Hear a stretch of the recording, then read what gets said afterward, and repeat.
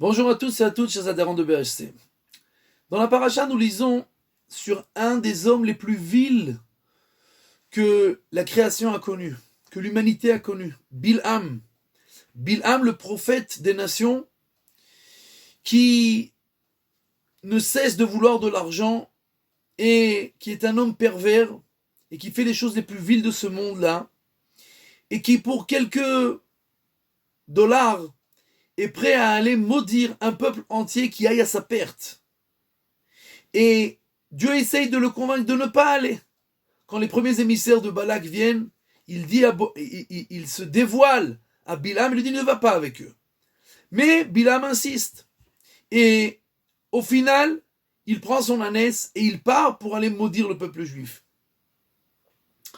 Sur la route, Dieu fait un des miracles les plus extraordinaires que la création a connu, l'humanité a connu depuis le début des temps.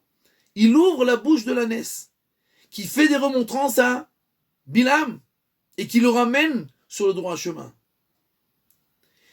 Et la question est de savoir, et de plus le Midrash nous dit, Pirkei Avot nous dit que il est écrit que c'est une des choses qui a été créée déjà depuis la création, ce miracle-là de la bouche de l'ânesse qui s'ouvre.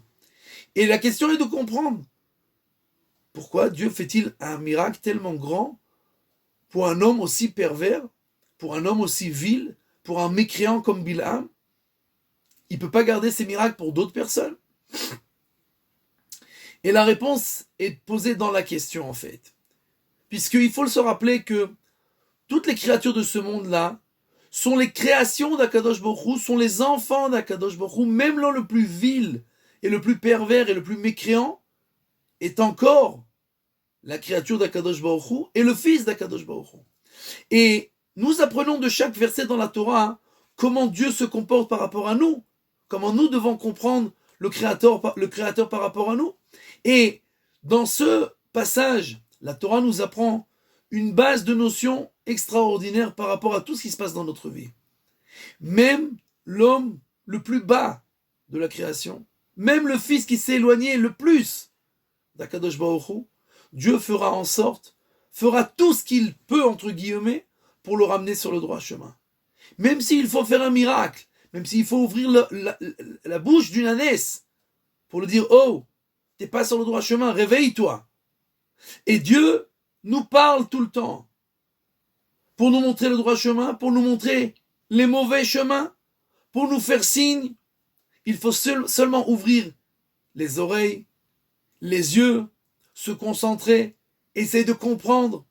Souvent, nous avons des décisions à faire, nous ne savons pas quelle décision prendre et quel chemin emprunter. Et en fait, il suffit de s'arrêter une seconde et de laisser Dieu diriger. Et tu verras vers où ça va, dans quel chemin ça prend. Et tu comprendras qu'est-ce que tu dois faire. Quand tu laisses et tu écoutes et tu ouvres tes oreilles, alors peut-être tu ne vas pas entendre ton ânesse parler, mais Dieu, avec chaque personne dans ce monde-là, qui sont tous ces créatures, tous ces enfants, quelle que soit la personne, même Bilham, Dieu fera tout pour être en contact avec lui et pour lui montrer quel chemin qu'il doit emprunter. Que ce soit le bon ou quel mauvais chemin ne pas emprunter, il suffit de se concentrer, d'ouvrir nos oreilles et on entend, entre guillemets, la réponse divine.